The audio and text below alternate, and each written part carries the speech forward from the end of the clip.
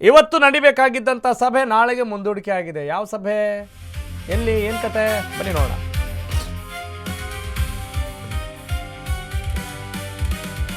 S, once again it is related to cabinet. ನಾಳೆ ಚರ್ಚೆ ಮಾಡೋಣ ಅಂತ ರಾಹುಲ್ ಗಾಂಧಿ ಹೇಳಿದ್ದಾರಂತೆ. ನಾಳೆ ಭೇಟಿಯಾಗುವಂತೆ ಸೂಚಿಸಿದ್ದಾರೆ ಕಾಂಗ್ರೆಸ್ ನಾಯಕ ರಾಹುಲ್ ಗಾಂಧಿ. ಸಂಸತ್ ಅಧಿವೇಶನದಲ್ಲಿ ಕಾರ್ಯನಿರತರಾಗಿದ್ದಾರೆ ರಾಹುಲ್ ಗಾಂಧಿ, ಬ್ಯುಸಿ ಆಗಿದ್ದಾರೆ.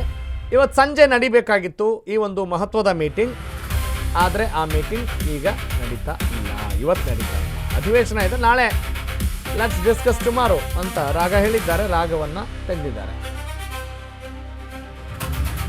ಹೀಗಾಗಿ ಇವತ್ತು ನಡಿಬೇಕಾಗಿದ್ದಂಥ ಸಭೆ ನಾಳೆಗೆ ಪೋಸ್ಟ್ಪೋನ್ ಆಗಿದೆ. That is the news.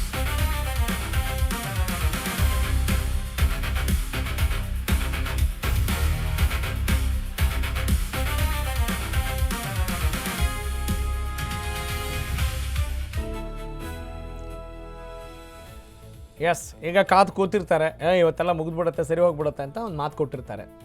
ಆದರೆ ಇವತ್ತು ಇಲ್ಲ, ಯಾಕಂದ್ರೆ ಚರ್ಚೆನೇ ಆಗಂಗಿಲ್ಲ ಇವತ್ತು. ಯಾಕಂತ ಹೇಳಿದರೆ ಸೆಷನ್ ನಡೀತಾ ಇದೆ, ಬ್ಯುಸಿ ಇದ್ದೀವಿ ನಾವು, ಇವತ್ತಾಗಲ್ಲ, ನಾಳೆ ಮಾಡೋಣ ಅಂತ ರಾಹುಲ್ ಗಾಂಧಿ ಹೇಳಿದ್ದಾರೆ. ಹೀಗಾಗಿ ಶಿರಸಾವಹಿಸಿ ಪಾಲನೆ ಮಾಡಬೇಕು, ನಾಳೆವರೆಗೂ ಕಾಯಬೇಕು.